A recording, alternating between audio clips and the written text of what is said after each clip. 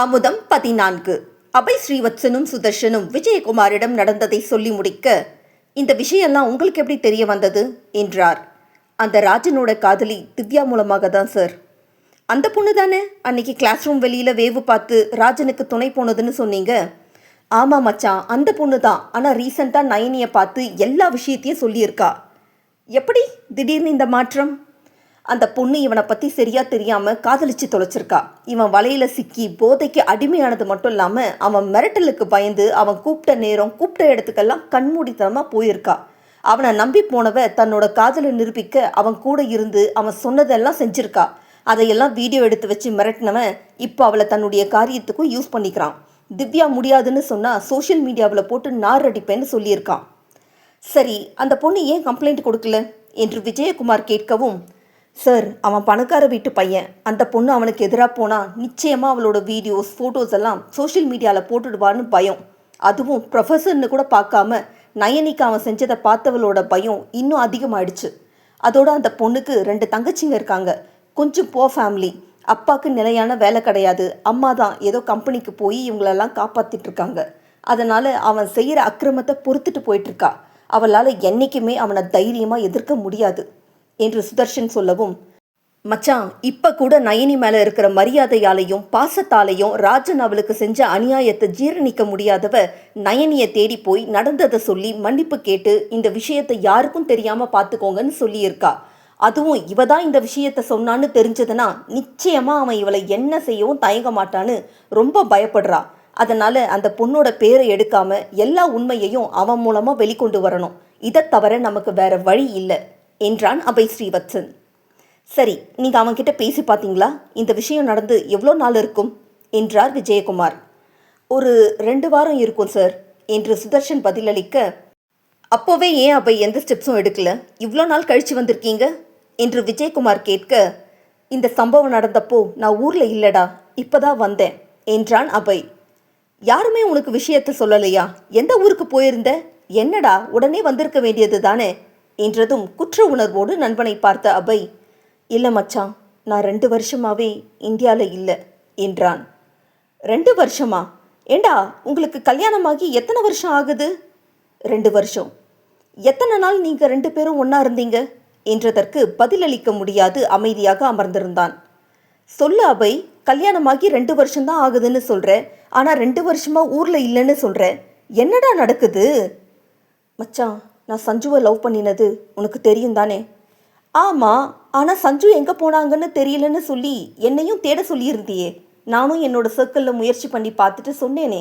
அதுக்கப்புறம் சென்னைக்கு transfer வந்துட்டதால் follow பண்ண முடியல. ஆமாம், அதுக்கப்புறமா தான் என்னுடைய கல்யாணம் நடந்துச்சு. கிட்டத்தட்ட அது ஒரு கட்டாய கல்யாணம். எங்கள் அப்பா என்னை மிரட்டி தான் கல்யாணத்தை பண்ணி வச்சார். சரி, இருந்துட்டு போகட்டும்.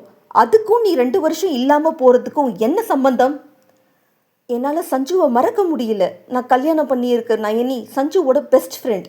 ஸோ நயனி எப்படி சம்மதிக்கலாங்கிற கோவம், அதோட எப்படியாவது சஞ்சுவை தேடி கூட்டிகிட்டு வந்துட முடியுங்கிற நம்பிக்கை. அதனால தான் கிளம்பிட்டேன். என்ன முட்டாள்தனம் அபய் இது?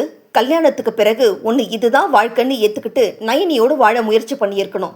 இல்லை, உன்னால் நிச்சயமாக சஞ்சுவை மறக்க முடியாதுன்னு தெரிஞ்ச பிறகு இந்த கல்யாண பந்தத்துக்குள்ளேயே வந்திருக்கக்கூடாது. வந்ததும் இல்லாமல் 2 வருஷம் வெளியே போயிருக்க. அதுவும் நயனி எந்த நிலைமையில் எப்படி இருக்காங்கன்னு கவலையே இல்லாமல் எப்படிடா உன்னால் இருக்க முடிஞ்சது? இப்போ என் மனைவிக்கு பிரச்சனைன்னு சொல்கிறவனுக்கு அப்போ அந்த நினைப்பு இல்லையா என்று கேட்க நண்பனை எதிர்கொள்ள முடியாமல் அமர்ந்திருந்தான் அபய் ஸ்ரீவத்சன். ஏண்டா இப்படி?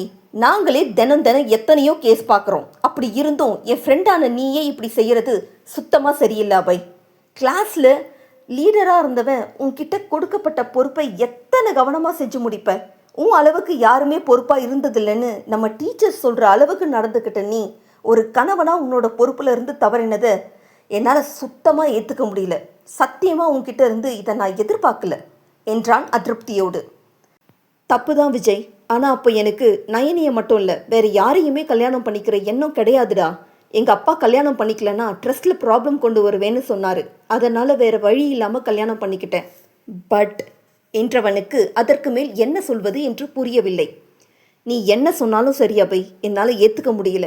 நீ மட்டும் நயனி கூட இருந்திருந்தா நிச்சயமாக இன்னைக்கு இந்த நிலை கிடையாது என்றவன் நண்பனின் முகத்தில் இருந்த வேதனையை கண்டு, சரி, அந்த பையன்கிட்ட யாராவது பேசுனீங்களா நீங்கள் என்று சுதர்ஷனிடம் கேட்க, ஆமாம் சார், நான் பேசினேன். அவனை தனியாக சந்தித்து எந்த காலேஜ்லேயும் ஜாயின் பண்ண முடியாத அளவு செஞ்சுருவோன்னு மிரட்டி கூட பார்த்தேன். ஆனால் அவன் எதுக்குமே மசியலை. உங்களால் முடிஞ்சதை பாருங்கன்னு தில்லா சொல்கிறான். இன்ஃபேக்ட் அவன் காலேஜ் வர்றதே படிக்கிறதுக்கு கிடையாதான். ட்ரக் மாஃபியாவில் அவனுக்கும் பங்கு இருக்குது. அப்படி ஸ்டூடெண்ட்ஸ்க்கு இடையில அதிக அளவிலான ட்ரக்ஸை கொண்டு சேர்க்குற டார்கெட் ரீச் பண்ணுறதுக்கு தான் காலேஜுக்கு வரானாம் என்றதுமே, காட் என்று பெருமூச்செறிந்த விஜயகுமார், சரி, நயனிக்கு காலேஜில் ஆதரவு எப்படி இருக்குது என்றார். பாதி ஸ்டூடெண்ட்ஸ்க்கு மேலே அவனோட ஆட்கள் சார். அதாவது அவன் கூட சேர்ந்து இல்லை அவன் மூலமாக ட்ரக்ஸ் எடுக்கிறவங்க, அப்படி தானே?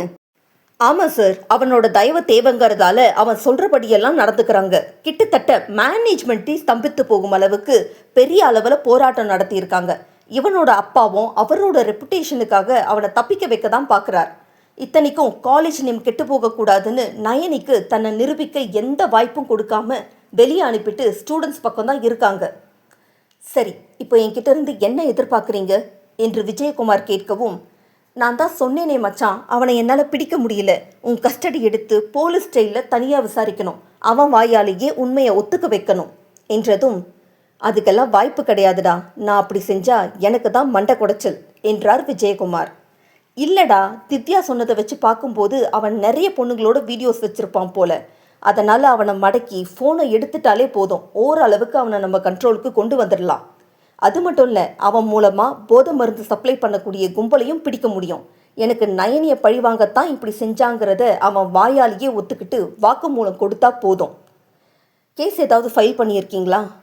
இல்லைடா, இனிமேல தான் பண்ணணும். ஆனால் ஆதாரம் கிடைச்ச பிறகு ப்ரொசீட் பண்ணினா நமக்கு சாதகமாக இருக்கும், இல்லைனா கஷ்டம் என்றதும், புரியுது. சரி, அந்த பையனோட ரொட்டீன் என்னன்னு எனக்கு சொல்ல முடியுமா?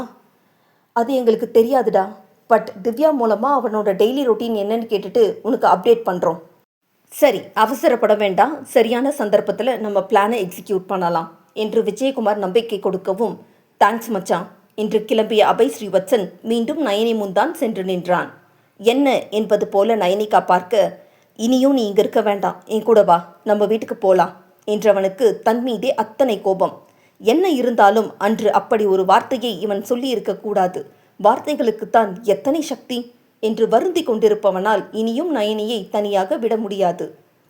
எந்த உரிமையில் என்ன வர சொல்றீங்க அபய் என்றவளின் கேள்வியை எதிர்பாராதவன் பதில் சொல்ல முடியாது திணறி போனான். சொல்லுங்க, உங்களுக்கும் எனக்கும் என்ன சம்பந்தம்? எந்த உரிமையில என்ன உங்க வீட்டுக்கு வர சொல்றீங்க என்றவளின் பார்வையே அவனை கூறு போட்டது. நீ என் கூட வரலனாலும் பரவாயில்ல, உன் வீட்லையாவது கொண்டு விடுறேன். இப்படி யாரும் இல்லாத அனாதை மாதிரி அடுத்தவங்க வீட்டில் தனியாக இருக்க வேண்டாம் நயனி என்றான் தன்மையாக. அதை பற்றி உங்களுக்கு என்ன கவலை மிஸ்டர் அபய் ஸ்ரீவத்சன்? சின்ன வயசுலேருந்தே எனக்கு தனியாக இருந்து பழக்கம்தான். என் வீட்டுக்கு வரத்துக்கு பதிலாக நான் செத்துடலாம் என்ற மறுகணமே நயனி என்று சத்தம் போட்டு விட்டான் அபய்.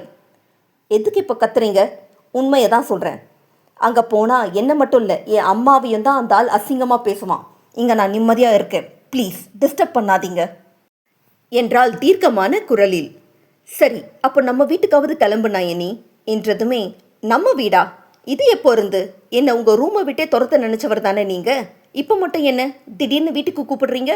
ஒருவேளை நான் வரேன்னு வச்சுக்கிட்டாலும் அங்கே இருக்கிறவங்க தினமும் என்னை பார்க்குற பார்வையையும் பேசுகிற பேச்சையும் உங்களால் தடுக்க முடியுமா என்று கேட்க பதில் சொல்ல முடியாது நின்ற அபய் சில நிமிடங்களுக்கு பின், ஓகே ஃபைன், நான் உன்னை ஒய்ஃபாக நினைக்காம இருக்கலாம், ஆனால் நீ என்ன புருஷனாக நினைக்கிறதானே? அப்போ உன் புருஷ வீட்டுக்கு வரலாம் தானே என்றதில் நயனியின் பார்வை கூர்மை பெற்றது. அதை உணர்ந்தவன், எனக்கு உன்னை பிடிக்காமல் இருக்கலாம், நான் உன்னை காதலிக்காமல் போகலாம், ஆனால் எனக்கு மனசாட்சி இருக்கு நயனி. கண் எதிரே இப்படி ஒரு தப்பை பார்த்துட்டு என்னால் அமைதியாக போக முடியாது. தயவு செஞ்சு புரிஞ்சுக்கோ என்றான். நீங்கள் முடிவெடுத்தா போதுமா? இதுக்கு உங்கள் அப்பா ஒத்துக்க வேண்டாமா? அவர் என்ன சொல்கிறது? நான் சொல்கிறேன், என் கூட வா என்றதும், அவர் சொன்னதால தான் நீங்கள் தாலி கட்டினீங்க. இப்போ ஒரு வேகத்தில் இங்கேருந்து கூட்டிகிட்டு போயிட்டு உங்கள் அப்பா சொன்னதும் அவர் வார்த்தைக்காக திரும்ப என்னை அனுப்ப மாட்டீங்கன்னு என்ன நிச்சயம்? அப்பா கொண்டா இருக்கிற உங்களை நம்பி எப்படி வர சொல்கிறீங்க? போதும் நயனி, நான் அப்படி கிடையாதுன்னு உனக்கு நல்லா தெரியும். ஆனாலும் ஏன் இவ்வளோ ஆர்கியூமெண்ட்? என்னால் உன்னை தனியாக விட முடியாது, ப்ளீஸ் கிளம்பு என்று மன்றாடினான். ஓகே, நீங்கள் இவ்வளோ தூரம் சொல்கிறதால சம்மதிக்கிறேன். ஆனால் உங்கள் அப்பா கிட்ட பெர்மிஷன் வாங்கிட்டு வந்து கூப்பிடுங்க, அப்போ வரேன் என்றாள் உறுதியான குரலில். அன்று இரவு அனைவரும் டைனிங் ஹாலில் குழுமி இருக்க, நாளைக்கு நயனி இங்கே வரப்போறா என்றான் அபய். அபய் என்று சக்கரவர்த்தி குரலை உயர்த்த, அவ மேலே எந்த தப்பும் கிடையாது. இனியும் அவளை வெளியே விட்டு வைக்க நான் தயாரா இல்லை. நாளைக்கு கண்டிப்பா இங்க கூட்டிட்டு வரப்போறேன் என்று ஸ்ரீவத்சன் சொல்லவுமே, இது என்ன பேச்சு அபய் என்று கட்டுக்கடகா கோபத்தோடு மகனை பார்த்த சக்கரவர்த்தி, இனி நயனி இங்க வரக்கூடாதுன்னா வரக்கூடாது. இது நான் கட்டின வீடு. இங்க எனக்கு விருப்பம் இல்லாதவங்க யாரும் தங்கறதுக்கு அனுமதி கிடையாது என்றார். அப்போ இனி நானும் இங்க வரமாட்டேன் டாட் என்றான் திடமாக. ஸ்ரீ, என்னப்பா பேசுற? நிஜத்தை பேசுறம்மா. என்னால் ஒரு பொண்ணோட வாழ்க்கை கேள்விக்குறியாகி இருக்கு. அது எனக்கு ரொம்ப உறுத்துது. மாப்பிள்ள, அவசரப்பட்டு முடிவெடுக்காதடா என்றார் முரளிதரன். அவசரப்பட்டது நீங்க, நான் அதை சரி செய்ய பார்க்குறேன் என்றவன் பேச்சு முடிந்தது போல தன் அறைக்கு கிளம்பினான். அடுத்த நாள் கல்லூரிக்கு வந்த அபய் ஸ்ரீவத்சன் ராஜன் அங்கு இருப்பதைக் கண்டு உடனே தந்தைக்கு அழைத்து, நயனி மேலே ஆக்ஷன் எடுத்த நீங்க அவன் மேலே என்ன நடவடிக்கை எடுத்தீங்க என்றான். அவன் மேலே எதுக்கு ஆக்ஷன் எடுக்கணும்? டேட், தப்பு பண்ணினது அவன். நீ கண்ணால் பார்த்தியா அபய்? டேட், குதர்க்கமாக கேள்வி கேட்டு பிரச்சனையோட வீரியத்தை குறைக்க பார்க்குறீங்க. இது சரி கிடையாது. அன்னைக்கு நயனி தன்னோட சுய நினைவிலேயே இல்லை. அவளுக்கு மயக்க மருந்து கொடுத்த பிறகுதான் அந்த நாய் ஃபோட்டோஸ் எடுத்திருக்கான் என்றதுமே, இதை பார் அபய், நீ எவ்வளோ பேசினாலும் இது எதுக்குமே ஆதாரமோ சாட்சியோ கிடையாது. முதல்ல எல்லாமே ஃபேக் பிக்சர்ஸ்னு சொல்லி தன் தப்பை மறைக்க பார்த்தா, இப்போ மயக்க மருந்து கொடுத்ததா சொல்றதெல்லாம் நம்புற மாதிரி இல்லை என்றார் சக்கரவர்த்தி. டேட், வார்த்தையை அளந்து பேசுங்க. நீ என்ன அவளுக்காக இவ்வளோ வக்காலத்து வாங்குற? உனக்கு பிடிக்காத பொண்ணு தானே என்று கேட்கவும், டேட் என்றான் சீற்றத்தோடு. அபய், நானும் உன் கல்யாண விஷயத்தில் அவ்வளோ அவசரப்பட்டிருக்கக்கூடாது. ஏதோ தெரியாமல் அந்த பொண்ணை உனக்கு கட்டி வச்சிட்டேன். இப்போ ஒன்றும் கெட்டு போகலை. இதே காரணத்தை வச்சு டிவோர்ஸ் அப்ளை பண்ணிக்கலாம். நீ இந்த விஷயத்தை இத்தோட விட்டுடு என்றார். நான் என்ன கேட்டுட்டு இருக்கேன், நீங்கள் என்ன பேசுகிறீங்க? ராஜன் மேலே ஏன் நடவடிக்கை எடுக்கலை? இதோ பார், அவங்க அப்பா யாருன்னு தெரியும்ல. நம்மளை விட மிகப்பெரிய இண்டஸ்ட்ரியலிஸ்ட். அவரால் வருஷம் நம்ம காலேஜுக்கு எவ்வளோ டொனேஷன் வருதுன்னு உனக்கு நல்லா தெரியும். இந்த சின்ன விஷயத்தெல்லாம் பெருசுப்படுத்தினா நாளைக்கு நாம தான் பாதிக்கப்படுவோம் என்றிட, அதுக்காக ஒரு பெண் மீதான கலங்கத்தை மறைக்க சொல்கிறீங்களா? நீ என்ன பேசினாலும் இது பிஸ்னஸ். நாம் ஒன்றும் தர்மஸ்தாபனம் நடத்தலை. என்னால் ராஜனை காலேஜ் விட்டு அனுப்ப முடியாது. நீயும் அனுப்பக்கூடாது என்று கராரான குரலில் சொல்ல, கட்டுப்படுத்த முடியாத கோபத்தோடு அழைப்பை துண்டித்தான் அபய் ஸ்ரீவத்சன்.